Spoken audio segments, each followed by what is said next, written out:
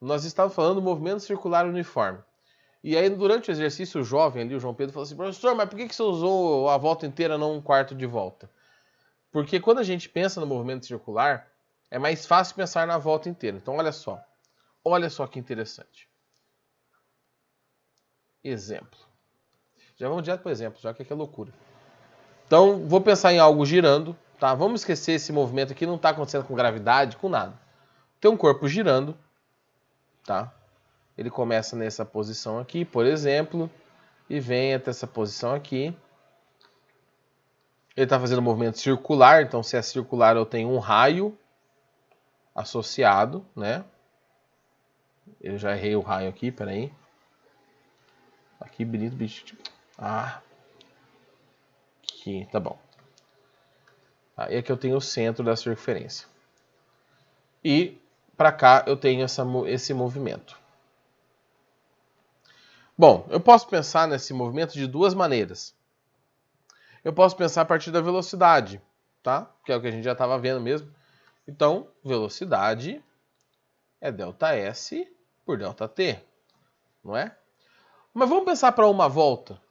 Porque assim, esse movimento ele não vai começar e terminar naquele outro ponto.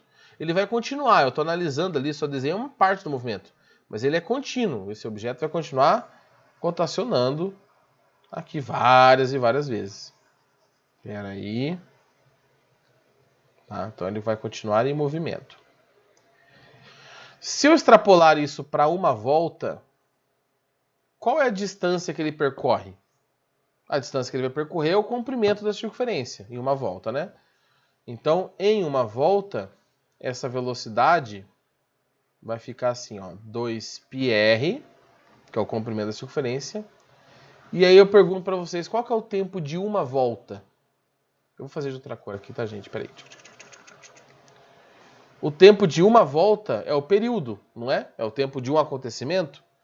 Então, se eu penso em uma volta, 2πr, que é a volta completa na circunferência, dividido pelo período. Então, olha só, se eu tenho o período do movimento, o tempo que ele demora para dar uma volta, e eu tenho o raio, eu já resolvo direto. Você fala, pô, professor, mas isso aí é ΔS por ΔT? Sim, é ΔS por ΔT. Eu ainda posso fazer mais uma coisinha aqui, ó. Eu posso pensar o seguinte: a frequência e o período, eles são inversamente proporcionais, tá? Ué, tem uma criança voando ali, rapaz. O que está acontecendo? Eu, hein? E aí, jovem, o que você tá louqueando com a criança aí? Daqui a pouco derruba essa criança aí. A frequência é 1 sobre o período. Então eu posso dividir pelo tempo ou eu posso multiplicar pela frequência. Tá? Ao invés de eu ter 2πr dividido por t, eu posso ter 2πr vezes f da frequência.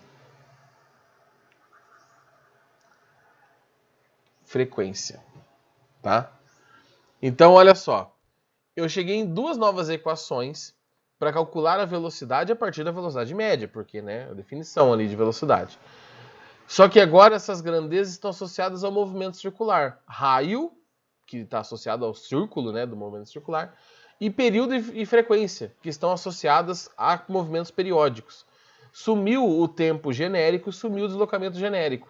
A gente pode trabalhar com essas duas equações agora, se o movimento for circular, tá? Só que, para a felicidade de vocês, não é só isso. Tá? Nós temos um outro tipo de velocidade. Uma velocidade angular. Tá? Aí já muda um pouquinho. Porque pensem comigo. Vamos lá, vamos usar, né, capacidade de abstração. Se a velocidade é o quanto que ele anda no tempo, o que é velocidade angular? Que a gente usa o ômega, tá? O Wzinho aqui, ó. A velocidade angular é o quanto de ângulo, Δθ, opa, pera que aqui tá difícil, Δθ por ΔT. Pensem comigo, vamos pensar em graus, tá? Se esse corpo se movimentou 90 graus em 1 segundo, quanto tempo demora para ele dar uma volta completa? 90 graus em 1 segundo, 360 graus, 4 segundos. Tá? E aí eu falei, beleza. Entendi, professor. É isso aí, é pegar o grau e dividir por tempo. Até eu faço isso. Tá, a gente não vai usar grau primeiro para começar, porque o grau é horrível de trabalhar. O grau é uma medida nojenta, só serve para trigonometria mesmo. Tá? E quando você vai trabalhar com medidas muito pequenas, porque a divisão de grau é de 60, né? Porque 1 grau dividido por 60 dá 1 minuto, 1 minuto dividido por 60 dá 1 segundo, né? O segundo não é de tempo, aqui é de minuto também, é em relação ao grau.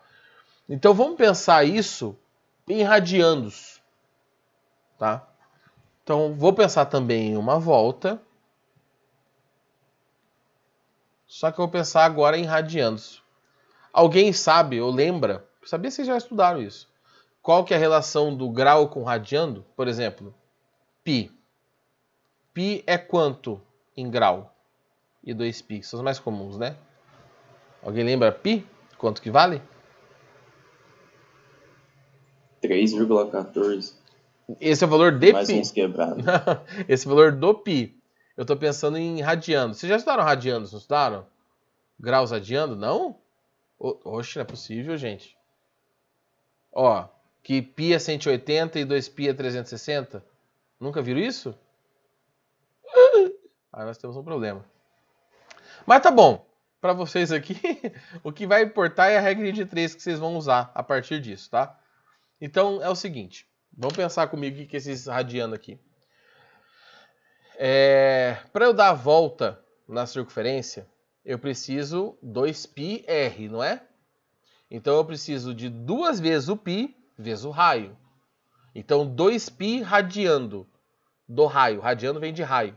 Então a volta completa em grau é de 2π. O raio está ali só para a gente descobrir o comprimento. Se eu tiver meia volta, é metade de 2π radiando, né? 2π raio, que é só π. Então, a gente pode usar os ângulos em grau, que é o que vocês estão acostumados, e em radiando, que é uma outra medida, tá? Então, a gente vai usar em radiando. Aqui essa medida está em radianos, tá? O que vocês vão precisar transformar, se vocês precisarem transformar, vocês vão transformar a partir disso, tá? Π 180, 2π 360. Aí você quer descobrir 90, você faz a regra de 3. Se π é 180, 90 é quanto? Π sobre 2. 45 é π sobre 4. E aí você vai fazendo regra de 3, tá? Não se preocupe. Então, já que vocês não viram esse assunto, também não tem muito problema, não.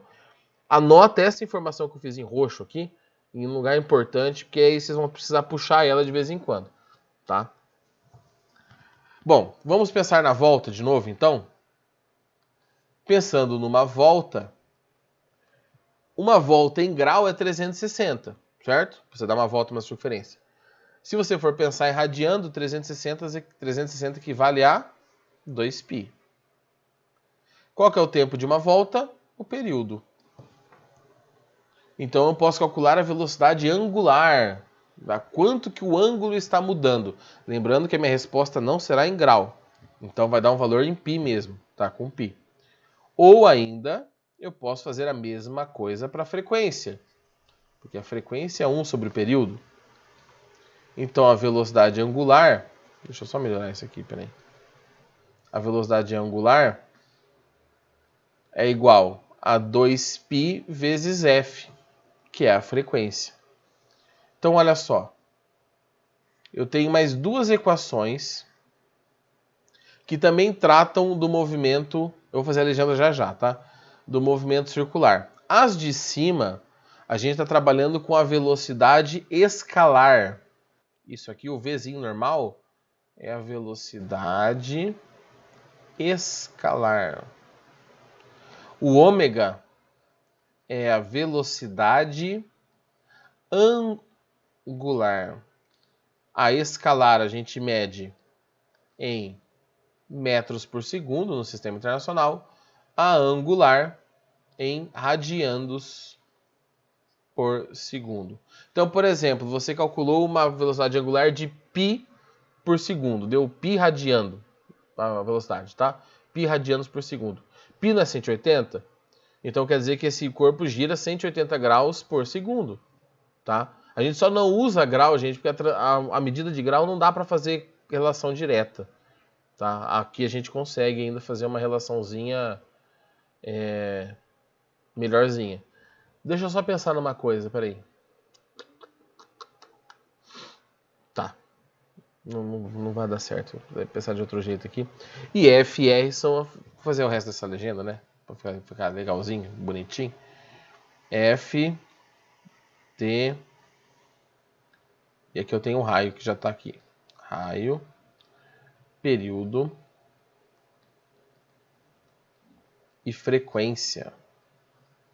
Agora eu vou fazer uma pergunta fácil. Essa é fácil, gente. Você vai fazer lá no 6º ano. Tá vendo as duas equações de baixo? Essas duas que tem o W. E as duas equações de cima que tem o V? Tirando o W e o V, que é óbvio que são diferentes, o que muda das equações de cima para as equações de baixo? Essa pergunta é fácil, hein? Essa até para responder e ficar feliz na hora do almoço. Aprendi uma pergunta na aula de física. Qual que é a diferença das duas equações de cima para as duas equações de baixo? O que muda nas equações de cima para de baixo? Tirando, obviamente, o V e o W, né? Do lado direito da igualdade. O que tem nas de cima que não tem na de baixo? Achei que era uma resposta, mas não é. Alguém chegando atrasado. A unidade muda. Tá, vocês estão confundindo a minha pergunta, tá? A unidade muda, mas ó, eu não estou comparando aqui, João. Eu não estou comparando essas duas.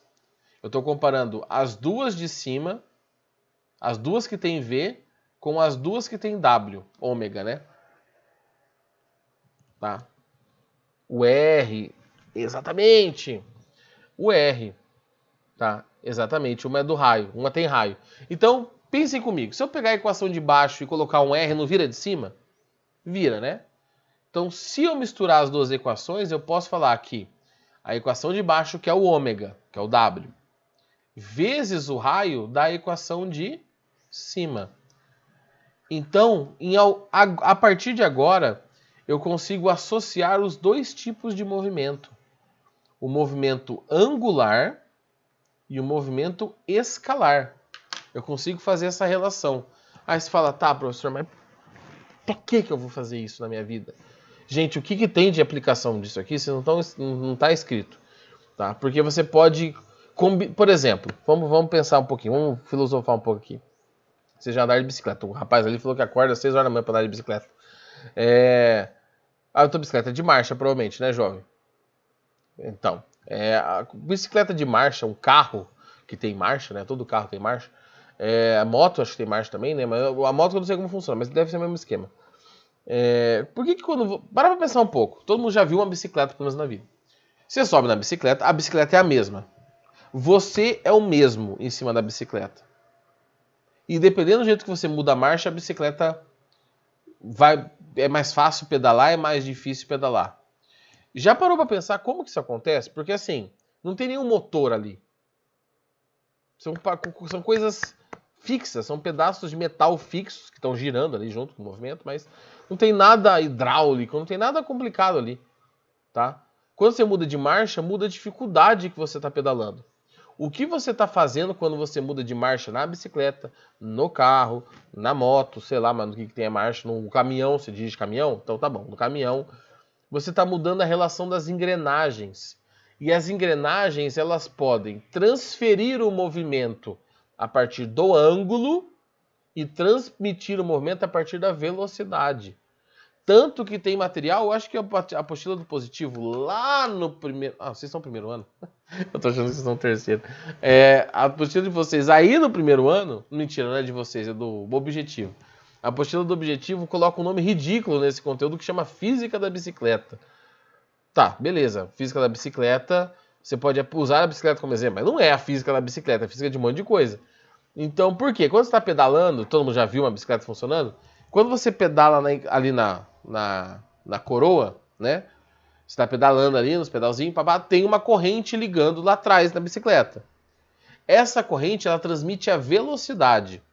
A mesma velocidade que você faz girando o pedal vai para trás. Aí você fala, tá, professor, mas e quando eu mudo a marcha e pedalo igual um retardado na marcha leve e a bicicleta não anda? Fica parada quase. Por quê? O que está acontecendo?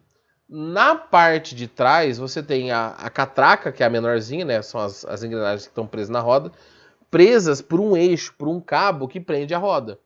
Quando a catraca de trás dá uma volta, a roda dá uma volta junto. Você não está transferindo a velocidade, você está transferindo a velocidade angular, a parte angular do movimento. Então elas vão dar voltas ao mesmo tempo. E aí você consegue, fazendo combinações disso, encontrar meio metade do caminho ali, uma marcha mais leve, uma mais pesada, uma mais ou menos, né? Porque a marcha pesada tem aquele negócio, você peida para dar uma volta, girar uma vez a coroa, mas aí lá atrás a roda louca da vida te empurra lá para frente, tá? Em questão energética, da mesma coisa, tá? Gastar energia, subir uma ladeira com a marcha pesada e a marcha leve, dá a mesma coisa. Você fala, professor, não dá porque na pesada eu morro para subir. É porque muda a potência, a energia que você vai gastar é a mesma. Só que com a marcha pesada você gasta muita energia em pouco tempo. Isso dá uma sensação de cansaço. Até o músculo também, né? O jeito que o músculo funciona, ele não consegue liberar muita energia no mesmo tempo. Utilizar muita energia em pouco tempo. Se você coloca na marcha leve, você gasta a mesma energia num tempo maior. E aí isso cansa menos. Tá? Então é igual você tentar acordar e fazer em 40 minutos tudo que você vai fazer no dia. Não dá. Você vai ficar exausto. Tá? Se você conseguir, você vai ficar exausto. Então, a gente vai usar essas equações, as 4 amarelas, e aquela verde meio ciano ali, aquela cor, né? Que eu circulei, que é a equação que está em vermelho, para trabalhar com o movimento circular. E aí nós teremos as aplicações, que aí tem esse negócio de transmitir o movimento, de não transmitir, né? E por aí vai. Beleza? Pessoal, alguém quer fazer alguma pergunta? Tá sossegadão? Não entendi nada? Falem aí, escrevam aí, falem aí qualquer coisa, enquanto eu vou pegando um exercício pra gente fazer aqui.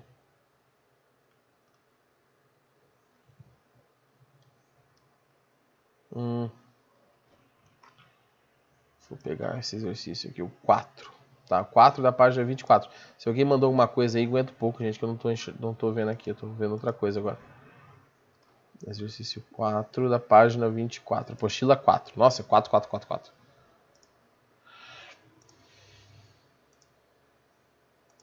Aqui.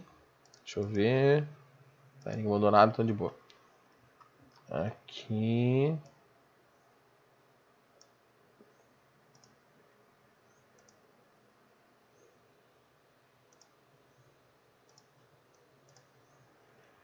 E aqui.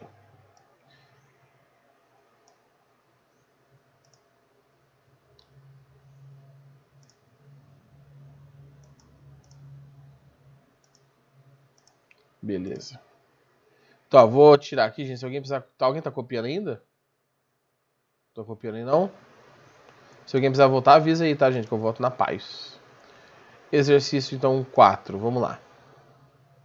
Tuf. Esse exercício da apostila, acho que vocês já acostumaram, já entenderam que funciona assim de vez em quando. Que tem um monte de alternativa e não é de vestibular, gente. Não é que não vai ser cobrado isso de vocês na vida aí. Mas não vai ser cobrado desse jeito, né? Mas é pra memorizar. Deixa eu só colocar mais outra alternativa aqui. Aqui, beleza. Então, olha só. Vamos lá. Um corpo realiza um movimento circular uniforme. Executa 1.200 voltas em 2 minutos. Determine o período do movimento.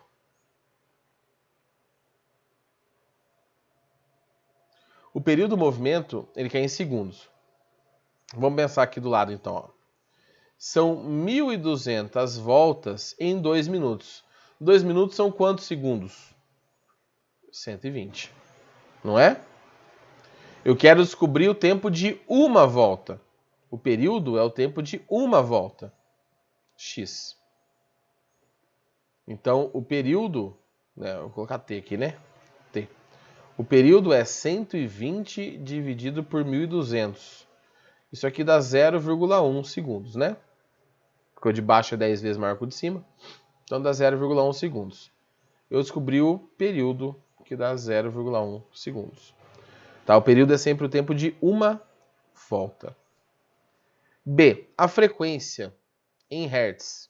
Bom, o período já está em segundo, então vamos calcular a frequência. Uma foto. 1 é igual a frequência, eu quero. O período é 0,1. O 0,1 está multiplicando, ele vai para o outro lado dividindo. Então dá 10 Hz. Ou seja, demora 0,1 segundos para dar uma volta ou 10 voltas por segundo. 10 Hz. E a C, ele quer a velocidade angular do corpo. A velocidade angular é o ômega. Tá? O ômega eu tenho duas equações para calcular. Tem aquela relação à velocidade, mas aqui eu não tenho, né? O V normal. Eu posso usar 2π sobre o período. Letrinha feia, hein? 2π sobre o período. Ou eu posso utilizar 2πf. Gente, apesar de multiplicação e divisão ser a mesma operação, né? A divisão é a multiplicação de uma fração. Então, não deixa de ser a mesma coisa. A gente sempre prefere multiplicar do que dividir, né? Tanto que quando você vai dividir, você, na sua cabeça, você não pensa na divisão, você pensa na multiplicação. 9 dividido por 3. Aí, para você responder, você fala assim, bom, 3 vezes 9 é 27. Né? Eu não sei nem se faz... Não, 9 dividido por 3. Não, viajei na minha conta. 9 dividido por 3. Você fala, bom, quantas vezes 3 vai dar 9? 3 vezes 3 é 9. Agora sim. Tá, eu tava bloqueei aqui na minha conta. Então, você faz uma multiplicação sempre. Então, vamos usar a multiplicação, né?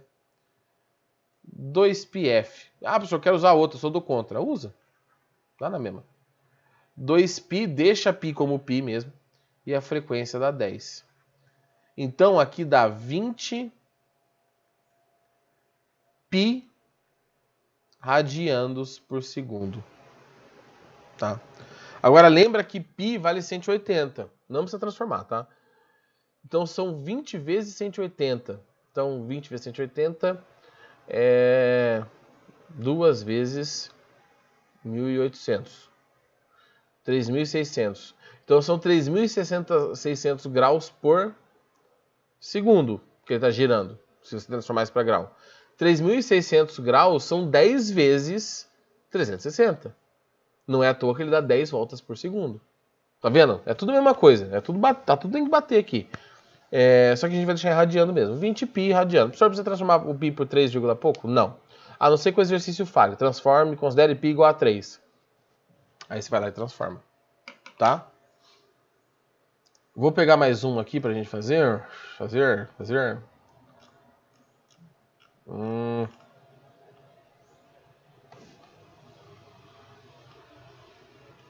Tá. Na página 27.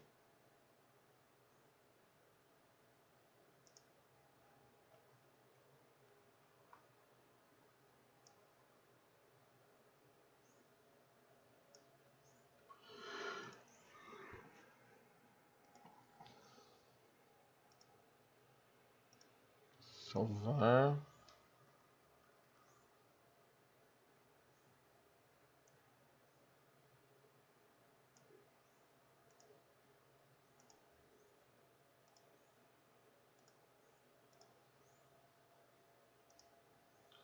Vamos lá, página 27, o exercício 1. Provavelmente vai ser a saideira aqui, né? Porque acaba 11h30, não acaba? Então provavelmente vai ser a saideira. Então vamos lá. Para a tristeza de vocês, né? B. Aqui, beleza.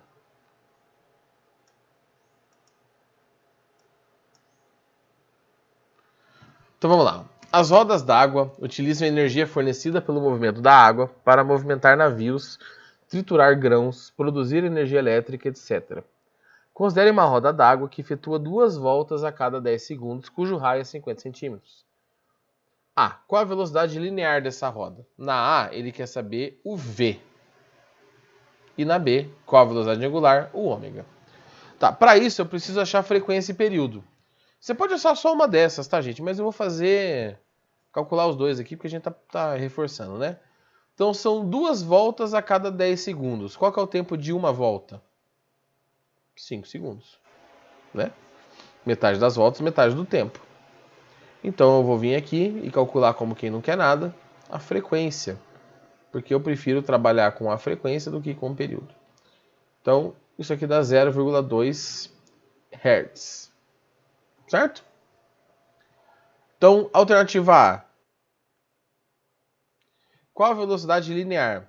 Eu posso usar várias equações. 2πr sobre período, 2πr vezes a frequência. Eu vou usar o vezes a frequência. Então, velocidade igual a 2πrf. A velocidade... Oh, ficou errado. A velocidade igual a 2. Ele fala para chamar o π de 3. O raio. Aqui, gente, olha, ele não fala nada de sistema internacional, mas eu vou transformar, tá? 50 centímetros é meio metro. Meio metro. E a frequência vale 0,2. Então vamos lá. 2 vezes meio dá 1. Então 3 vezes 0,2, 0,6 metros por segundo. Está calculado. A velocidade linear. Ele quer saber a velocidade angular. Agora a gente poderia usar 3 equações. As duas da velocidade angular, ômega igual a 2π sobre o período, ômega igual a 2πf, ou aquela que relaciona o v com o ômega, né? Que v igual a ômega r, aquela que juntava as equações. Eu vou fazer o mais simples possível aqui e vamos calcular 2πf. A mesma equação sem o raio. 2 vezes 3 vezes a frequência, que é 0,2. 2 vezes 3 vezes 0,2 dá 1,2, né? 1,2 radianos por segundo. Então, achei a velocidade angular. 1,2 radianos. Aí, quando some o π, fica difícil entender qual ângulo que é. Porque a gente não tem mais a noção, né? Mas se é 3,14, 1,2 aí é quase 1/3 de π. Então, beleza? Pessoal, ó. Eu vou falar para vocês, quem quiser dar uma tentadinha, dá para fazer o 2. Tá, o 2 e o 3, tá bom. Não precisa fazer agora não, obviamente, vocês não vão querer fazer agora, mas o 2 e o 3, na semana que vem, quando eu for resolver esses exercícios para postar para vocês, eu vou resolver esses aí, mais alguns, tá? Pra gente dar uma enxugada nessa parte. Na outra semana a gente volta com a continuação do conteúdo. Fechou? Beleza? Então, galera, bom almoço aí para vocês, bom restinho de semana. Ânimo que semana que vem já é dezembro. Aleluia! E aí nós estaremos perto das nossas férias, da nossa paz, certo? Então, até mais. Vou parar minha gravação aqui para não ficar essas bobeiras gravadas. Falou, até mais.